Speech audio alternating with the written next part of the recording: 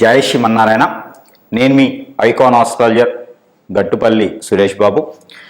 ఈరోజు మనము ప్రత్యేకమైనటువంటి విశేషాలు ఏంటంటే, కొత్త సంవత్సరం వచ్చింది, 2025 సంవత్సరం వచ్చింది. కాబట్టి ఈ సంవత్సరంలో ద్వాదశ రాశుల వారు అందరికీ కూడా ఎప్పటి నుంచో ఉన్నటువంటి దోషాలన్నీ కూడా తొలగిపోయేసి అన్ని రకాలుగా బాగుండేలా ఉంటుంది. కాబట్టి ఈ 2025 సంవత్సరంలో అందరికీ కూడా సుఖశాంతులు, ధనధాన్యాలు, అలానే పెళ్ళిళ్ళు కాని వాడికి పెళ్ళిళ్ళు అయ్యేసి, పిల్లలు పుట్టిన వాళ్ళకి పిల్లలు పుట్టేసి, ఆర్థికంగా వెనకబడిన వాళ్ళందరూ ముందుకు వచ్చేసి, దారిద్ర్య రేఖ కన్నా దిగువలో ఉన్న వాళ్ళందరూ కూడా ఆ అదృష్ట రేఖకి భిన్నంగా విధంగా ఉండేలాగా అందరు కూడా బాగుండాలని కోరుకుంటూ, అలానే మనకిప్పుడు కొన్ని గ్రహాలు, మనకి ఉన్నటువంటి గ్రహాలు ఏవైతే ఉన్నాయో ఇవి గ్రహం మార్పిడి వల్ల వచ్చేటువంటి మార్పులు, ఆ గ్రహం మార్పిడి వల్ల జరిగేటువంటి పరిణామాలు, పరిస్థితులు, ఈ అనుకూలతగా ఉండేందుకు ఏ గ్రహం ఏ స్థానంలో ఉంటే ఏం జరుగుతుంది, ఏ గ్రహం ఎక్కడ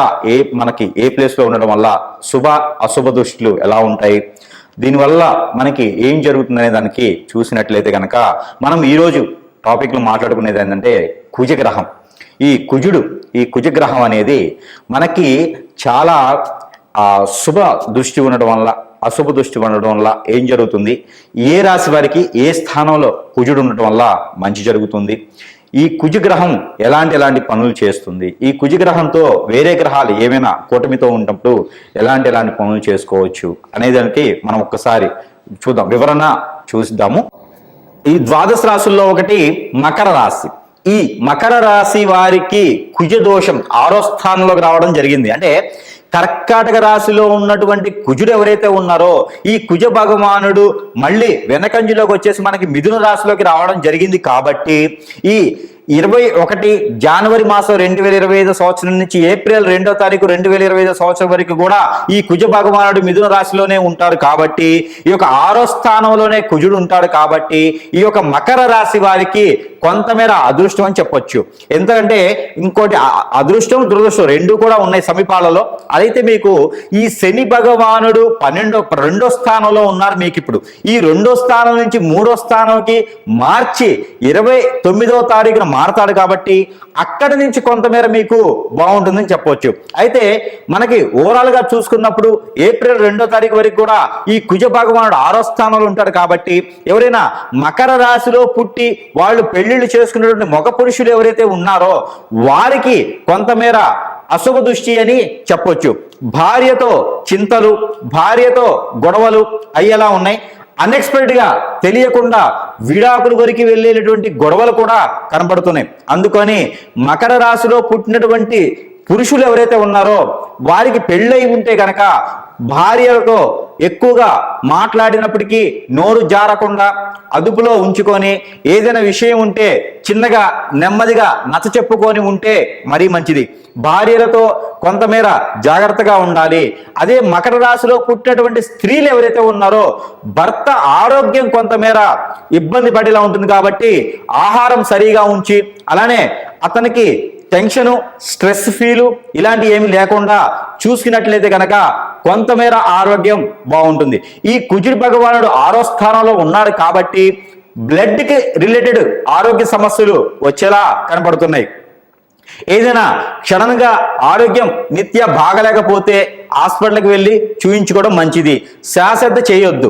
అశ్రద్ధ చేయడం ద్వారా మీకు ఆ ఒక కుజుని యొక్క ఏదైతే అశుభ దృష్టి ఉందో ఆ అశుభ దృష్టి వలన కొంతమేర ఇబ్బంది పడేలాగా ఉంటుంది. కాబట్టి ఎవరికైనా ఆరోగ్య సమస్యలు మకర రాశి వారికి వచ్చినట్లయితే కనుక ఇమ్మీడియట్లీగా వైద్యుని దగ్గరికి వెళ్ళి చూయించుకోవడం మరీ మంచిది.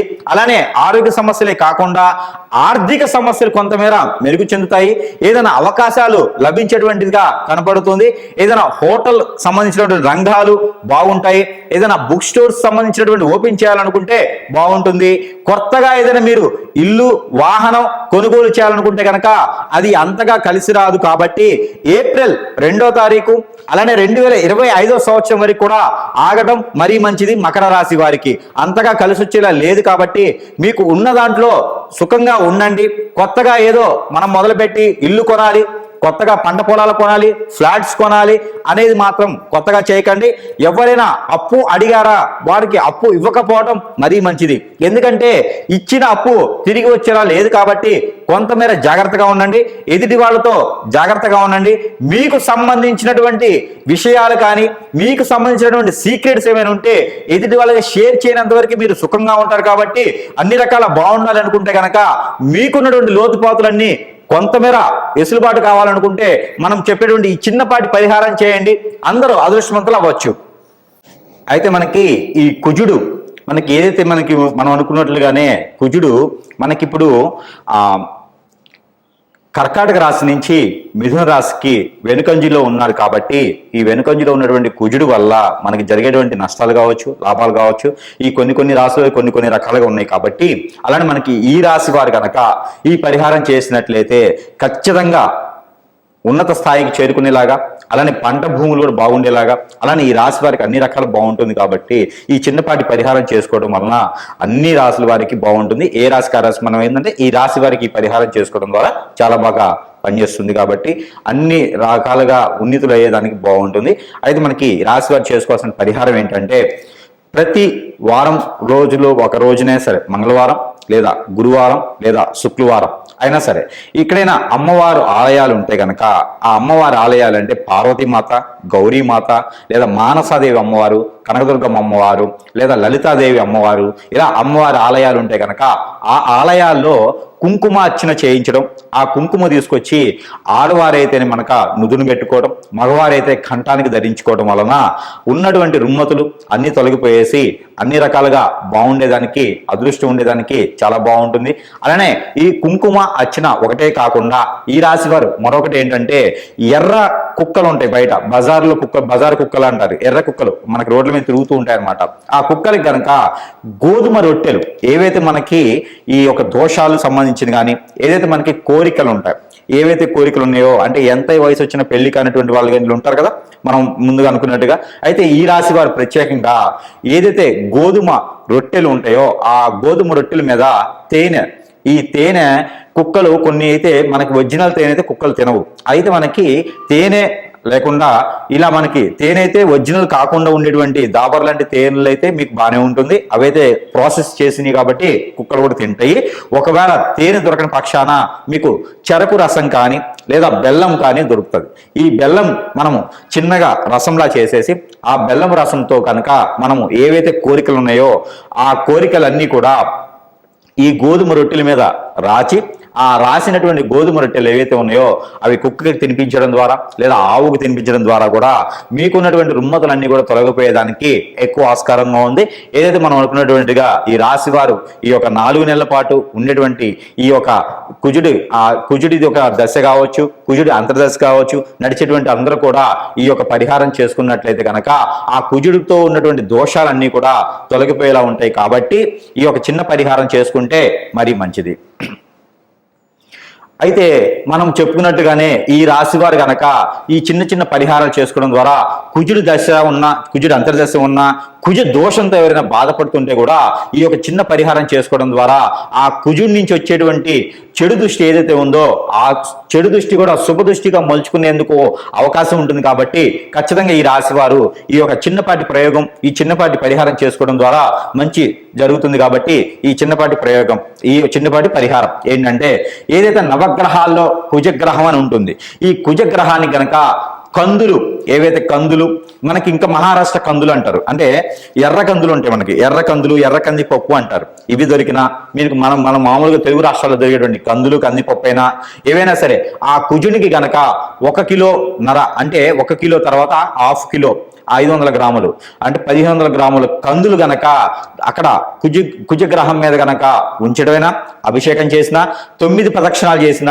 7 ప్రదక్షిణాలు లేదా 11 ప్రదక్షిణాలు చేసిన నవగ్రహాల చుట్టూతా ఈ యొక్క కందులు ఏవైతే ఉన్నాయో, కందిపప్పు ఏవైతే ఉన్నాయో ఇవి కుజుడి మీద ఉంచడం ద్వారా, అలానే ఎర్రని ఇవి మనకి ఆరెంజ్ కానీ లేకపోతే దానిమ్మ పండు అంటారు, ఈ దానిమ్మ పండు లేదా దానిమ్మ గింజలు ఏవైతే ఉన్నాయో, ఈ దానిమ్మ పండు, దానిమ్మ గింజలు, అంజీరు, ఈ అంజీరు పళ్ళు కూడా ఏవైతే ఉన్నాయో ఇవన్నీ కూడా మనకి జ్యూస్లా చేసుకొని ఆ జ్యూస్ కూడా మన కుజుని గ్రహం మీద అభిషేకం చేసిన, లేదా కుజగ్రహం మీకు దగ్గర సమీప దూరం లేకపోతే ఈ కుజగ్రహానికి అధిపతి ఎవరైతే ఉన్నారో ఈయన వచ్చేసి సుబ్రహ్మణ్యేశ్వర స్వామివారు, లేదా కుమారస్వామివారు, లేదా అయ్యప్ప స్వామి స్వామివారు, లేదా ఇంకా చివరికి శివాలయంలో అయినా సరే ఇక్కడ మనకి అంజీరు పండుతో చేసినటువంటి జ్యూసు, అలానే బాదం పప్పుతో చేసినటువంటి జ్యూసు, అలానే మనకి ఏదైతే దానిమ్మ పండు అంటామో వాటితో చేసినటువంటి జ్యూసు, చివరిగా మనకి చెరుకు రసం, ఇవన్నీ కూడా కలగలుపుకొని మనం అభిషేకం అర్చన చేయించినట్లయితే గనక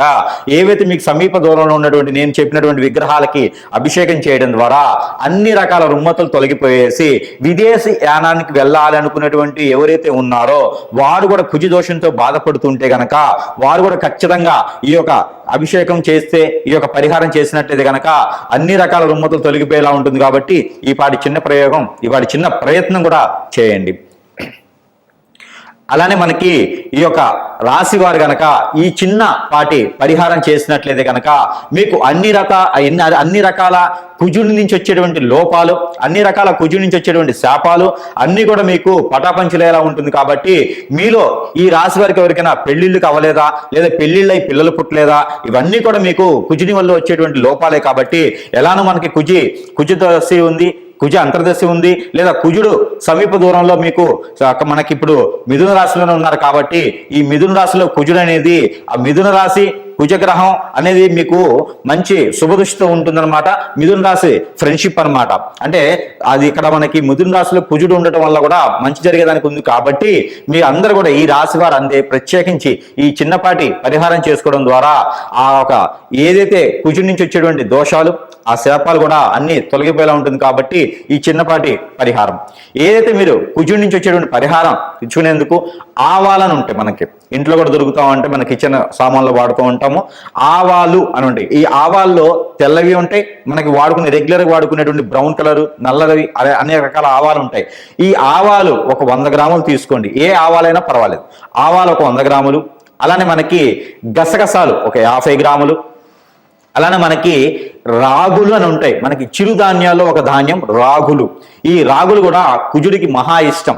ఈ రాగులు కూడా తీసుకొని ఇవన్నీ కూడా కలగలుపుకొని ఏదైతే మీకు గ్రామ దేవత అంటారు, అమ్మవారి ఆలయం గ్రామ దేవత అంటారు, ఈ గ్రామ దేవత ఆలయాల్లో కనుక మీరు ఆ గ్రామదేవత ఆలయంలో ఉంచినట్లయితే ఆ గ్రామదేవత ఆలయము ఏదైతే ధ్వజస్తంభం ఉంటుందో అక్కడ కూడా ఈ ఆవాలు ఉంచినట్లయితే ఈ ఆవాలు అమ్మవారి దగ్గర ఉంచేటప్పుడు మీరు మనసులో ఏమైనా కోరికలు ఉన్నా, మనసులో ఏమైనా దోషాలు పోవాలనుకున్నా కూడా సమర్పించుకొని ఆ ఒక కోరికలు అన్ని కూడా నెరవేరాలని ఒక అమ్మవారికి మనస్ఫూర్తిగా సమర్పించుకొని 5 నారికేళాలు గనక మీరు గ్రామదేవత అమ్మవారికి గనక సమర్పించినట్లయితే మీ ఊరి సమీపంలో గ్రామదేవత లేకపోతే బొడ్రాయి అని అంటారు, ఈ పల్లెటూరు అయితే బొడ్రాయి అని ఉంటుంది. ఈ బొడ్రాయి దగ్గర ఈ ఒక నేను చెప్పినటువంటి ఆవాలతో పాటు మీరు ఇంకా కూడా వేస్తే కనుకుంటా బాదం పప్పు కూడా అక్కడ వదలవచ్చు. బాదం పప్పు కూడా అక్కడ ఆ బొడ్రాయి దగ్గర కావచ్చు, గ్రామదేవతల అమ్మవారి దగ్గర కావచ్చు, ఈ బొడ్రాయి దగ్గర కూడా పెట్టినట్టయితే మీకు మంచి జరిగేదానికి, మీలో ఉన్నటువంటి దోషాలన్నీ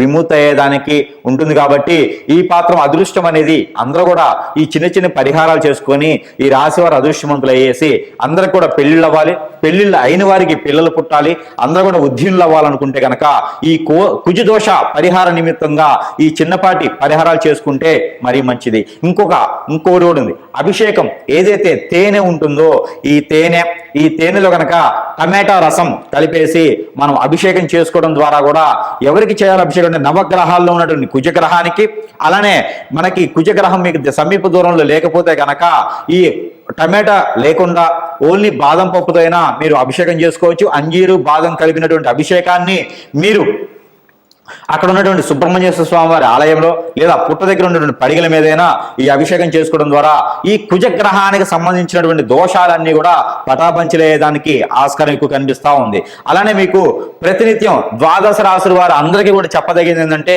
ప్రతి ఒక్కరూ చేయగలిగినటువంటి రెమెడీ ఒకటి ఉన్నది.